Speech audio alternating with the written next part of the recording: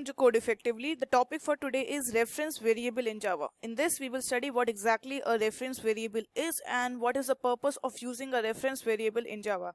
So watch this video till the end.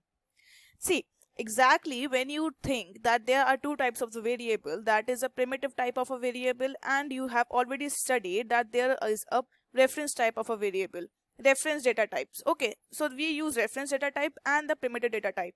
Okay, but when it comes that we have to make a class, okay, and we know that class is a user defined of a data type, user defined and a or you can say rather it is a composite data type. Okay, so this we have studied already in the previous video, that why a class is a user or a composite data type. You can watch that. So when we use a class and we have to make an object of the class, because for the object we have to make a object of a class in order to access all the methods of a class and to order to access all the variables and the methods of a class. Okay, so we can't directly just go and call, hey, come this method, you come and you get executed. We have to create the object in order to get the perfect execution of the class. So when we create an object, so we have to make a variable of our object. For object creation, we have to declare its variable, its type. So what will be the type of the variable we will be using for the object is the user defined type of a variable. Let me give you a clear picture with the help of example. Class student has been created to make a function that says void play, that the student will play and it will execute some following codes. Okay, in order to make my class student work, what I have to do, I have to make student, and let's say my object name is OB is equals to new student. Okay, so this is how I create the object of a student, and here I will say ob.play. So this function will be getting executed. So when you see this is an OB object, this is my object of the student being created.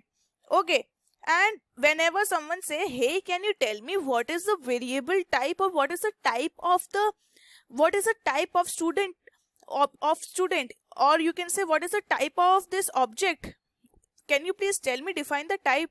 So you can say yes, it is a student type of a object. How you realize that? Because before object you can see this word student written. This will tell you what type of a variable is it. Okay, this is my identifier, or you can say this is my object that has been created, and this will be the type of the object. Type of the object, you can say. Okay, so my OB is a type of student object. Type of the object you can write here. It will define the type. What is the type? Had it been, I write just a simple int I is equals to 10. So we know I is a variable, and I is a variable, and what is the type of variable? It is an integer type of a variable. In the similar way, OB is a variable that is used to store an object, and this object type will be what? The student. And what is the student? Student is the class itself. Okay, so we know what is the type of the object. What is the type of OB? It is student. Similarly here, I is type of integer type. In the similar way, OB is of student type. Okay, so when we create a variable or OB of student type, then we call new. New tells us that this variable has to become an object. Okay, so whenever this is a variable, let's say make it a variable. This is a variable. So whenever new keyword has been written, whenever the counter will come across the new keyword, it will understand, okay, this variable have to be made now into an object. Okay, so then it will be a object variable, you can say. Okay, but before it will be a variable, then the program counter will come across this new keyword, it will make it into an object. That OB will be my object. Okay, and this student, this is a constructor. As you can see, there are two opening brace and closing brace, and this signifies that this is a constructor, because we know whenever we make a constructor, this is a constructor that we make in a class. So here we are calling the constructor in order to initialize all the variables to their initial value. For example, had it been here, let's say int age, a variable, so student constructor will make that variable initialize to 0. Okay, so it will make it 0. So here this is my constructor. This is my constructor that is used to initialize all the class variables to their initial values. Now what exactly happens is that that whenever I will make this object of student type, okay, what happens in the memory, like say this was my class student, okay, this is my student class, so my student class was here, okay, and my OB, I just created the object, let's make it again, and this is the student. Now what will happen exactly, this is how object creation is done. First you have to declare the type of the object with the variable name, and then you have to create the object with the new keyword, and then you have to initialize them with the original values. That is, for int it will be 0, for the double it will be 0.0, for the float it will be 0.0f, and for string and character it will be just null. So here you can say it is a declaration part. Okay, this is a declaration part. This is the instantiation, because here we are creating the instantiation. This is the part where we are creating the object, and this is the initialization part. This is my initialization part. This is instantiation, sorry, instantiation. Okay, this is the instantiation part. This is the point where you, or you can say in a rather layman language, that is the creation of the object. This is the creation of the object. This is how an object is created, and this always come in your board exam for 2 marks, that please tell how the object has been created. It is done in three manner. First is 3 points, that is declaration, then it is the creation, and then is the initialization to the original values. Now the main picture comes that I want to explain is, like my OB is an object, is a variable that is holding the object of the class. But you know that OB is not exactly holding the object of the class. Let's say this is my heap memory, or you can say for beginners, let's say this is my computer memory. Okay, this is my computer memory. In the computer memory, whenever we in the computer memory, now this my object will be getting stored. Okay, this is a place where in the computer memory my object will be taking place. So let's say this is the address 100 in the computer memory. So OB will not directly point to, okay, this is my object, I have created this in the computer memory, because we have learned that only, because let's say int I, so int I will pointing to 10, because we have read that. But this is not in the case of the object. It will not store int I equal directly, it will point to 10. It will what do, it will not store the direct, this, it will not point to the direct computer memory, rather it will store the address in itself of the computer memory where this object will be stored. So exactly the value of OB will be 1000, and when you call OB.play, so the computer will go and look for the first, it will go and check OB's location. It will come to know, okay, OB is stored at the 100,000 position in the computer memory. It will go to the 1000 position, and then it will check for the play function, and then it will execute the play function. Then the play function will be executed.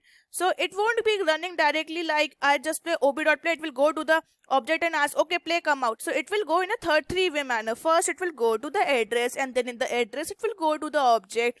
When in the object, then it will go to the method that we are calling. So I hope now you got a clear picture.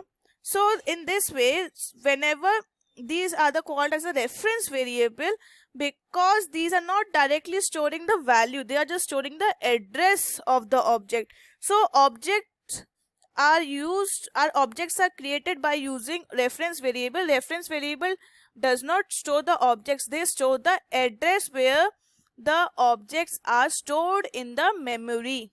Okay, they store the address of the objects where they are stored in the memory. I hope now you are getting a clear picture of this. We are stored in the memory. Okay, so this is my reference variable. We use reference because we directly don't store the variable, we store the reference. As the name suggests, we store the address. Address, you can say a synonym to reference. This is a clear picture of this. Now I think you are more comfortable with the objects. After this, what I would like to say, like we know that int I, so we know that now the size of I is 4 bytes. Okay, we know it's 4 bytes. But let's say my student is object is OB, and you say, now ma'am, please define what is the size of the OB type. So we say if reference variable don't have a fixed size, we cannot calculate the address, we cannot calculate the size. Reference variable size cannot be calculated. It can't be calculated. So we don't know what is the size of OB.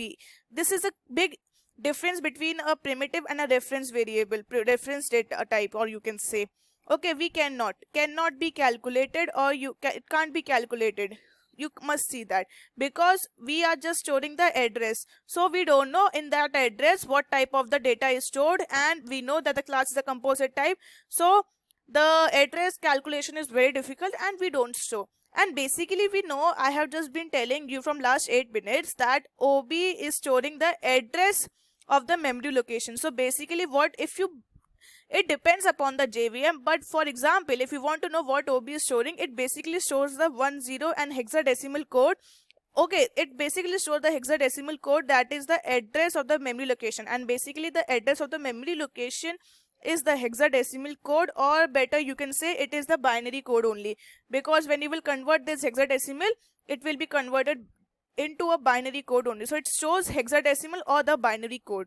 So I hope now you are able to understand what is a reference variable and how objects are created. Objects are created in in the three ways. First, it is being declared. Okay, we have to declare that which type of the object we have to make, which class object we have to make. Then we have to create the object by using the new keyword, and then we have to initialize its value. Okay, then I will initialize the value. Okay, so had it been, let's say here the obs2 class name be, let's say, boy, so the object now would be made of a boy. So in order the computer understand, okay, now the object variable type will be, or the variable name OB will be of type boy. So this is quite easy picture. If you like this video, please go and subscribe to the Code Effective channel, and don't forget to follow me on Instagram in order to get clear update of the pictures.